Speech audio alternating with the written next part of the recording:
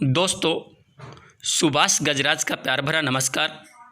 आज हम गिरिजा कुमार माथुर के जीवन परिचय के बारे में जानेंगे।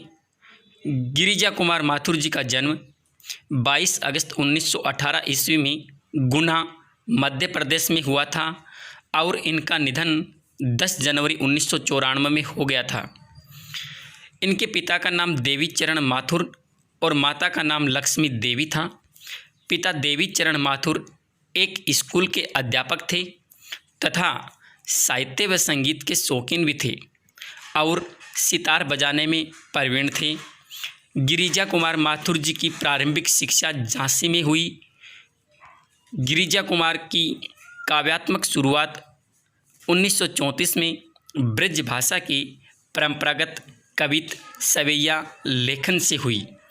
वे विद्रोही काव्य परंपरा के रचनाकार माखनलाल चतुर्वेदी, बालकृष्ण शर्मा, नवीन आदि की रचनाओं से अत्यधिक प्रभावित हुए और 1941 में प्रकाशित अपने प्रथम काव्य संग्रह मंजीर की भूमिका उन्होंने निराला जी से लिखवाई थी। दोस्तों, सन 1943 में अज्ञे द्वारा संपादित एवं प्रकाशित तार सप्तक के 7 कवियों में से एक कवि गिरिजा कुमार भी हैं। यहाँ उनकी रचनाओं में प्रयोगशीलता देखी जा सकती है। कविता के अतिरिक्त वे एकांकी, नाटक, आलोचना, गीत काव्य तथा शास्त्रीय विषयों पर लिखते रहे हैं। भारतीय सांस्कृतिक संबंध परिषद की साहित्य पत्रिका गगनांचल का संपादन करने के अलावा उन्होंने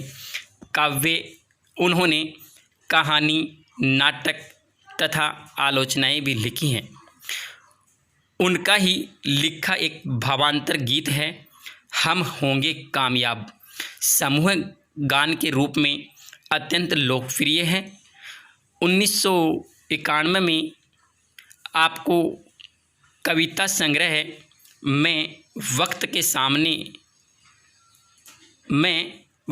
हूँ सामने के लिए हिंदी का साहित्य अकादमी पुरस्कार तथा इसी काव्य संग्रह के लिए 1993 में के बिरला फाउंडेशन द्वारा दिया जाने वाला प्रतिष्ठित व्यास सम्मान प्रदान किया गया।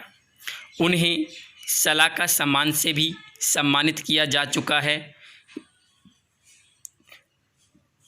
गिरिजा कुमार माथुर की समग्र काव्य यात्रा से परिचित होने के लिए उनकी पुस्तकें मुझे और अभी कहना है अत्यंत महत्वपूर्ण है।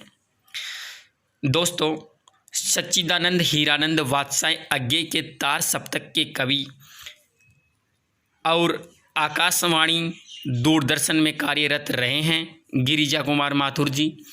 आपका पहला कविता संग्रह मंजीर शीर्षक से 1941 में प्रकाशित हुआ। नाश और निर्माण, धूप के दान, शीला पंख चमकीले, भीतर नदी की यात्रा प्रमुख काव्य संग्रह हैं। जन्म कैद इनका प्रसिद्ध नाटक है।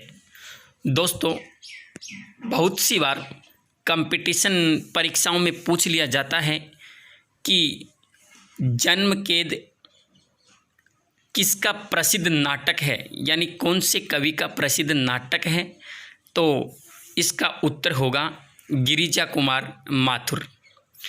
दोस्तों, इसके अलावा हम गिरिजा कुमार जी की, माथुर जी की जो रचनाएं हैं उन रचनाओं के बारे में देखते हैं। मंजीर तार सप्तक में संग्रहित कविताएं हैं। नाश और निर्माण, धूप के धान, शीला पंख चमकीले, जो बंध नहीं सका 7वें नंबर पे देखेंगे। भीतरी नदी की यात्रा 8वें नंबर पे है। छाया मत छूना। दोस्तों, ये छाया मत छूना कविता बहुत ही अच्छी कविता है। यानी इस कविता के अंदर कवि ने हमें यह बताने की प्रेरणा दी है, कि हमें कभी भी अपने अतीत में जाकर जो पुराने दुख हैं उन पुराने दुखों को कभी याद नहीं करना चाहिए। और उसको याद करके जो वर्तमान का सुख है उस सुख को हमें दुख में नहीं बदलना चाहिए।